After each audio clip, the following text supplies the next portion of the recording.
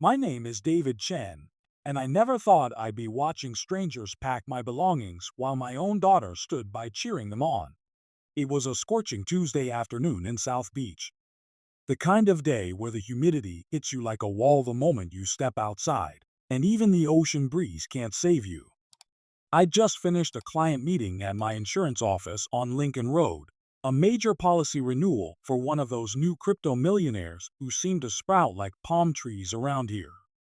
I pulled into the parking garage of our building, Oceana Residences, 42 floors of glass and steel facing the Atlantic, where units start at 2 million and go up from there.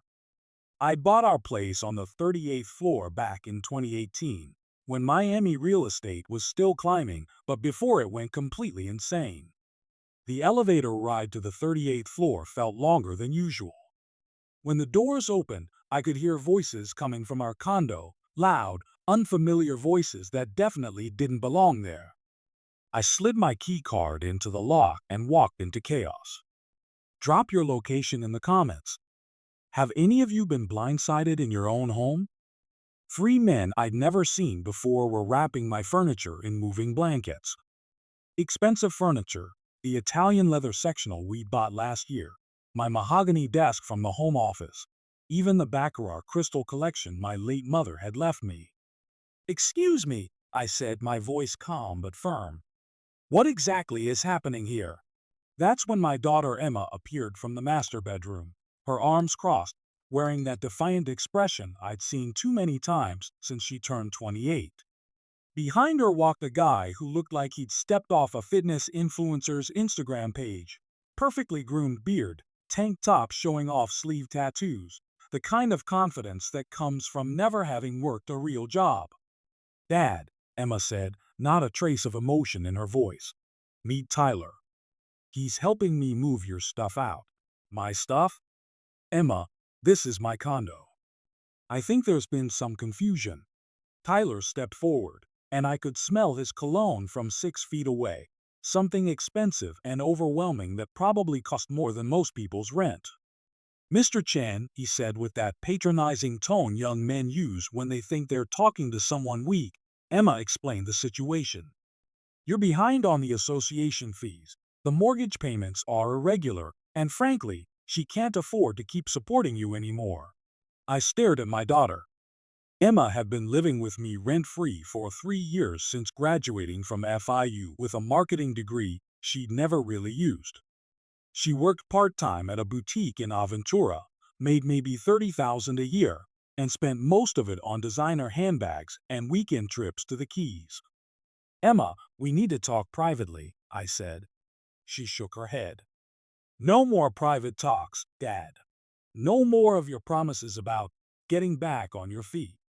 Tyler found me a place in Brickell, and we're moving in together. You need to find somewhere else to live." One of the movers, an older Cuban guy who looked embarrassed to be there, approached me with a clipboard. "Sir, we need you to sign this, confirming we packed your personal items without damage." I looked at the invoice. Emma had hired elite Miami movers, the kind of company that charges premium rates for white glove service. The bill was for $4,800. "Who's paying for this?" I asked. Tyler smiled. "Don't worry about it, old man. Consider it Emma's graduation gift to herself." Old man. I was 56 years old, in better shape than this kid would ever be, and I'd been building a successful insurance brokerage while he was still learning to tie his shoes. But what Emma and her boyfriend didn't know, what they had no idea about, was that I'd been preparing for this possibility for over a year. You see, I'm not just an insurance broker. I specialize in high-value property protection, asset structuring, and risk management for Miami's wealthiest families. When your job is protecting other people's assets, you learn to protect your own. Who else has been through this? Have you ever felt betrayed by family? Emma had been acting strange for months. Secretive phone calls. New expensive clothes she claimed were work purchases. Weekend trips she said were with girlfriends, but never provided details about. Late nights that turned into not coming home at all. The red flags were obvious once I started paying attention. So I'd started documenting everything, just like I do for my insurance clients when they're facing potential claims. Every unpaid expense, every time she'd borrowed money temporarily, every lie about where she was spending her time. By December, I had a clear picture. Emma was planning to leverage her living situation into something more permanent. The final confirmation came 3 weeks ago when she asked me to update some paperwork for the condo. Dad Tyler knows a really good estate planning attorney. He thinks we should make sure all the property documents are current, for tax purposes. She handed me a folder of papers that Tyler's attorney friend had prepared. Very official-looking documents about family asset optimization and intergenerational property management. What they actually were was an attempt to add Emma as a joint owner of the condo, giving her equal legal rights to the property. I read every word carefully, made some notes, and told her I'd think about it. That's when I knew the countdown had started. What would you do in my situation? Sign the papers or prepare for war? But here's what Emma and Tyler didn't know. A year ago, when I first started noticing Emma's changing attitude toward money and responsibility, I'd restructured the condo's ownership through a specialized insurance and asset protection strategy. Using my professional connections, I'd placed the property into an irrevocable trust designed specifically for high-value Miami real estate. The trust protected the condo from creditor claims, family disputes, and exactly the kind of situation I was now facing. Emma's name had never been on the deed. And 3 months ago, when her behavior became completely unacceptable, I'd taken one additional step that even I hadn't thought I'd ever need to use. But I hadn't told anyone about this protection. Not even my attorney knew about the most recent changes I'd made. And that's exactly what saved me. Let me explain how I saw this coming, because the signs were everywhere once you knew what to look for. Emma and I used to be close. After her mother died in 2019, a sudden heart attack that devastated both of us, we'd supported each other through the grief. Emma moved in temporarily to help with the estate, to keep each other company, to figure out life without Linda. Those first 2 years were good. Emma helped me navigate the loneliness, and I helped her transition into adult life without the woman who'd been her anchor. We'd order sushi on Friday nights, watch movies on the terrace overlooking the ocean, and slowly rebuild some sense of family. But Miami has a way of changing people, especially young people with access to money they didn't earn. The transformation started slowly. Emma's weekend trips to South Beach became more frequent. Her work clothes became more expensive. She started talking about influencers and crypto traders like they were personal friends. Then came the credit card. Dad, I need to build credit history for when I buy my own place. Could you add me as an authorized user on one of your accounts? Just for 6 months. It seemed reasonable. Helping your adult child build credit is responsible parenting, right? 6 months later, she'd run up $12,000 in charges. Designer clothes, expensive dinners, weekend trips to Key West with people I'd never met. Don't worry, Dad. I'll pay it all back once I get the promotion at work. The promotion never came. The debt kept growing. By last summer, Emma was treating the condo like her personal resort. Friends over at all hours, parties on the terrace that had the neighbors complaining, and a general attitude that she was entitled to live in luxury because, as she put it, Dad doesn't really need all this space anyway. What would you do in my situation? Keep quiet or confront immediately? That's when I started applying my professional skills to my personal situation. As a commercial insurance broker specializing in high-value properties, I know how to protect assets from various types of claims. Lawsuit protection, creditor protection, family dispute protection. It's literally what I do for a living. So I began restructuring everything quietly, systematically, legally. First, I moved the condo into an irrevocable trust designed specifically for Florida real estate. This protected it from potential creditor claims, including family members who might claim financial dependency. Second, I established clear documentation of every expense Emma had created, every debt she'd accumulated, and every contribution I'd made to her lifestyle. Insurance companies require meticulous documentation, so did my exit strategy. Third, I started recording our conversations about money and responsibility. Florida is a two-party consent state, so I couldn't secretly record her.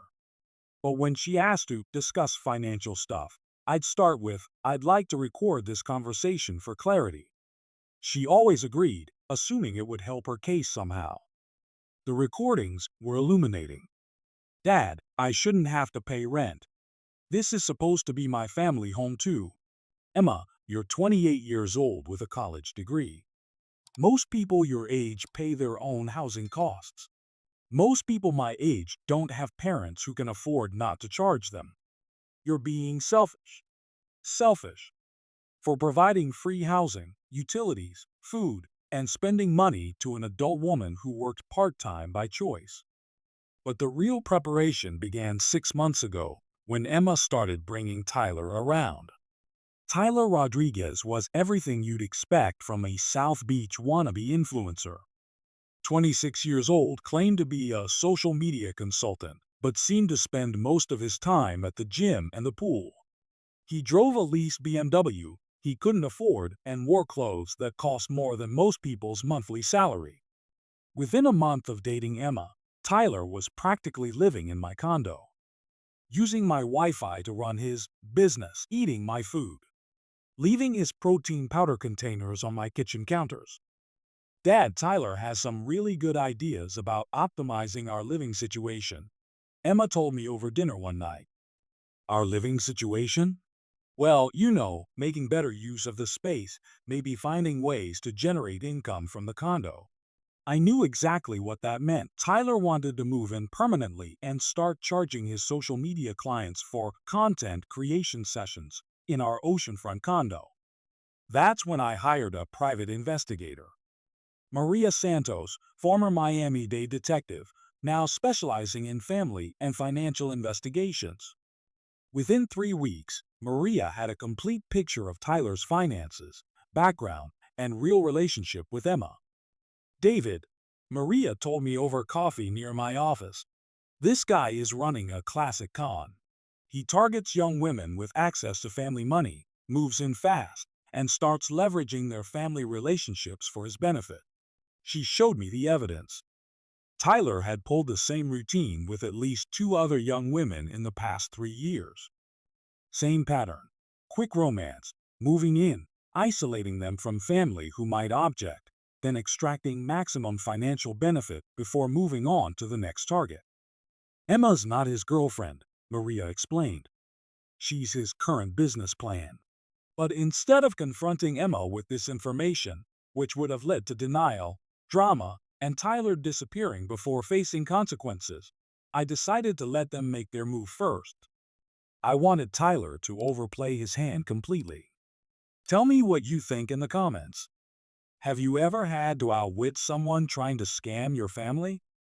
3 weeks ago, Emma approached me with Tyler's estate planning documents.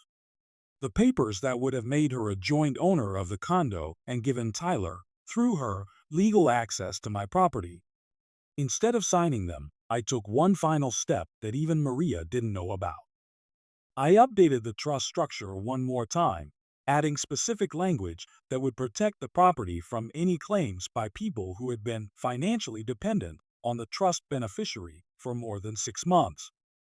In other words, if Emma had been living rent-free in the condo for an extended period, she couldn't claim ownership rights. And if Tyler had been financially dependent on Emma, he definitely couldn't claim anything. But the most important change was this. I added a clause stating that any attempt to force the primary beneficiary me from the property would result in immediate termination of all access rights for secondary parties. Emma's lockout would be automatic and immediate if she tried to evict me.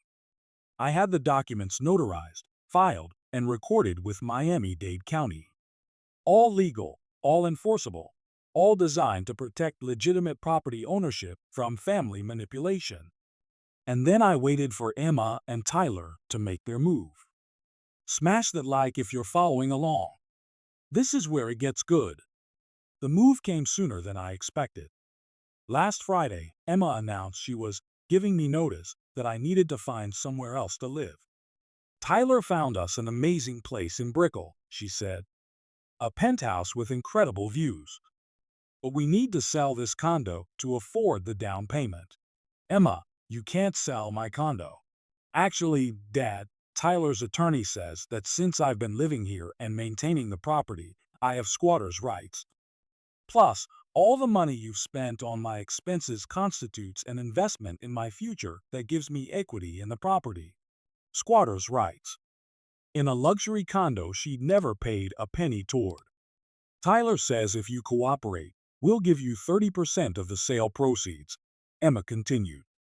That should be enough for you to get a nice place in Homestead or somewhere affordable. Homestead. An hour south of Miami, where property values are a fraction of South Beach. That's when I knew Tyler had convinced Emma that she could legally steal my home. And that's exactly what led to today's moving company disaster. What they didn't know was that I'd been 3 steps ahead of them the entire time. And I was about to prove it. While Tyler's movers continued packing my belongings, I walked calmly to my home office and opened the fireproof safe where I keep my most important documents. Inside was a manila folder labeled Property Documents Updated. I pulled out a single sheet of paper and walked back to the living room, where Emma and Tyler were directing the movers like they were planning a military operation. Emma, I said, my voice calm and clear, I need to show you something. She looked up from her phone, where she'd been texting what I assumed were updates about their brilliant plan. Dad, whatever it is, we'll deal with it later. The movers need to finish today because Tyler's lease expires tomorrow. Actually, I said, holding up the document, this can't wait. Tyler approached with his usual swagger. Mr. Chen, I thought we explained the situation. Emma has legal rights here, and you need to respect that. I handed the paper to Emma. Read this carefully. She glanced at it dismissively. Dad, I'm not reading one of your insurance documents right now. Emma, this isn't an insurance document. It's the deed to this condo. Tyler grabbed the paper from her hands, confident he could handle whatever legal nonsense I was trying to pull. His expression changed as he read the first paragraph. What the hell is this, he said, but his voice had lost its arrogant edge. It's the current deed to Unit 3804, Oceana Residences, I explained. Filed with Miami-Dade County 3 months ago. Emma snatched the paper back and started reading. I watched her face as the reality sank in. Dad, this says the property is owned by something called the Chen Family Property Trust. That's correct. But my name isn't on here anywhere. Also correct. Tyler was frantically pulling out his phone, probably trying to call his attorney friend who prepared the fake estate planning documents. Have you ever seen someone realize their plan just collapsed? Tell me in the comments. Emma, I continued, your name was never on the deed. I bought this condo in 2018, 3 years before you moved in. You've been my guest here, not my co-owner. But Tyler said that living here gave me rights. Tyler was wrong. Staying in someone else's property as a guest doesn't give you ownership rights, even in Florida. I walked over to where the head mover was standing, looking increasingly uncomfortable with the family drama unfolding around him. Sir, I said, I'm David Chen, the owner of this property. I never authorized this move. I never signed any moving contracts, and I need you to stop packing my belongings immediately. The mover looked at Tyler, then at Emma, then back at me. Sir, we're going to need to see some identification and proof of ownership. I handed him my driver's license and the deed. He examined both carefully. Mr. Chen, this appears to be in order. We're going to need written authorization from you before we can continue. Tyler stepped forward, his face red with anger. You can't just stop this. Emma has rights. She's been supporting her father. Actually, I said, pulling out another document from my folder. Let's talk about who's been supporting whom. I handed Emma a spreadsheet I'd prepared. This is a detailed accounting of every expense you've incurred while living here versus every contribution you've made. Her eyes widened as she scanned the numbers. Emma, in 3 years, you've contributed approximately $6,000 toward household expenses. You've cost me over $90,000 in additional expenses, including the credit card debt, utilities, food, insurance, and wear and tear on the property. I pointed to the bottom line. Net cost of having you as a roommate, $84,000. Tyler grabbed the spreadsheet.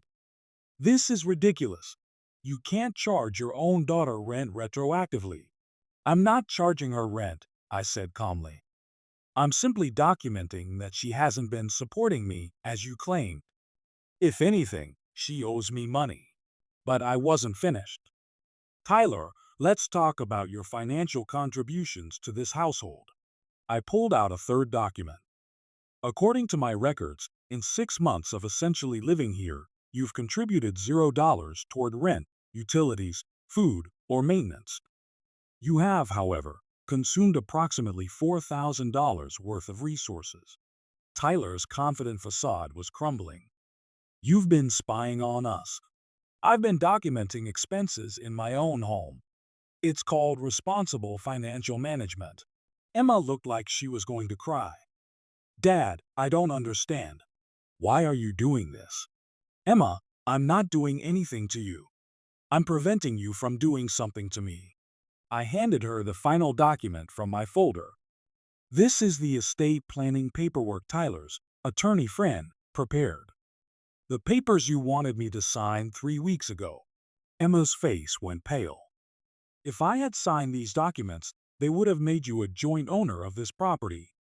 Tyler would have had legal access to a $2.8 million asset through his relationship with you. I looked directly at Tyler. Quite an upgrade from your current financial situation, wouldn't it have been? What happened next changed everything. Tyler's phone was buzzing with what I assumed were frantic calls to his attorney friend. The movers were standing around looking confused, waiting for someone to tell them what to do with the half-packed furniture. But Emma was staring at the estate planning documents like she was seeing them for the first time. Tyler, she said slowly, you told me these papers were just for tax purposes. They are. Your dad is making this sound worse than it is. Tyler, this says joint ownership with rights of survivorship. That means if something happened to my dad, I would own the entire property. She looked up at me, understanding finally dawning in her eyes. Dad, were you protecting yourself from us? I sat down on the one piece of furniture the movers hadn't wrapped yet, the bar stool at the kitchen island where Emma and I used to eat breakfast together when she first moved in. Emma, I was protecting myself from a situation that was becoming financially and emotionally unsustainable. Tyler was still frantically texting, but I could see panic in his eyes. His perfect plan was falling apart, and he knew it. Furthermore, I continued, I had a private investigator look into Tyler's background. I pulled out Maria's report and handed it to Emma. Tyler has done this before. Twice. With young women who had access to family money. The pattern is always the same. Quick romance, moving in, isolating them from family, then extracting maximum financial benefit. Emma read the first page and her face went white. Tyler, is this true? Did you date someone named Jessica Martinez in Coral Gables? And before that, someone named Ashley Thompson in Aventura? Tyler tried to grab the report, but Emma held it away from him. Emma, baby, those relationships were completely different. This is about us, not them. Tyler, according to this, you convinced Jessica to take out a $50,000 loan against her parents' house for your business venture. And Ashley's family had to get a restraining order against you. The room went completely silent except for the air conditioning and the distant sound of waves crashing against the beach 40 floors below. Emma, I said gently, I'm not trying to hurt you. I'm trying to protect both of us from someone who saw our family situation as a business opportunity. She looked at Tyler, then at me, then at the documents scattered across the kitchen island. Dad, I'm so sorry. I thought, I thought I was helping us both build a better future. Tyler made one last desperate attempt. Emma, don't let him manipulate you. We can still make this work. We can find another way. That's when Emma finally saw Tyler clearly. Tyler, get out. Emma, baby, you're making a mistake. Get out, she screamed. Take your stuff and leave. Now. Tyler looked around the room, probably calculating whether he could salvage anything from this disaster. But the movers were already unpacking my belongings. Emma was crying, and I was sitting calmly with a folder full of legal documents that made his position hopeless. He left without another word. Have you ever had to stand up for yourself like this? Share your story in the comments. After Tyler was gone and the movers had left without payment, since their contract was with someone who had no authority to hire them, Emma and I sat on the terrace watching the sunset over Biscayne Bay. Dad, how long have you known about Tyler? I suspected something was wrong about 3 months ago. I had proof 2 months ago. Why didn't you tell me? I thought about that question carefully. Emma, would you have believed me? Or would you have thought I was just trying to control your life? She was quiet for a long time, watching a cruise ship disappear into the orange and pink sky. You're right. I would have thought you were jealous or trying to interfere. So I decided to let Tyler show you who he really was. By almost letting him steal your condo? By letting him try to steal my condo. There's a difference. Emma laughed for the first time in months, a real laugh, not the bitter one she developed since Tyler entered her life. Dad, I owe you a lot of money. Emma, you don't owe me money. You're my daughter. But you do owe me something else. What? Respect. For the home I provide, for the support I give you, and for the fact that I've earned what we have through 30 years of work. She nodded, tears in her eyes. I lost sight of that. Miami can make you forget what's real and what's just for show. Emma, Miami didn't change you. Success without earning it changed you. There's a difference. We sat in comfortable silence as the lights began twinkling in the downtown skyline across the bay. Dad, can I stay? I mean, really stay, not just use this place as my personal resort? Emma, this will always be your home. But we're going to establish some ground rules about respect, responsibility, and contribution.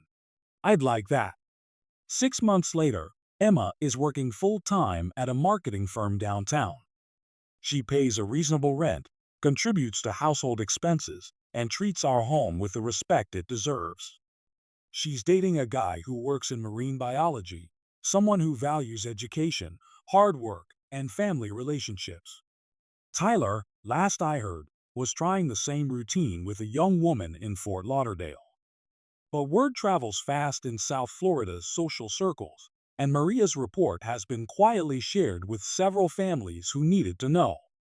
The condo is peaceful again. Emma and I have dinner together twice a week, watch movies on Friday nights, and talk about her real goals instead of get-rich-quick schemes.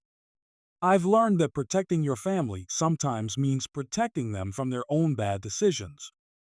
I've learned that love without boundaries isn't love, it's enablement. And I've learned that the best insurance policy isn't something you buy, it's something you prepare. Most importantly, I've learned that sometimes the best way to help someone you love is to refuse to be their victim. Subscribe if you want more stories like this. Sometimes standing up for yourself is the most loving thing you can do.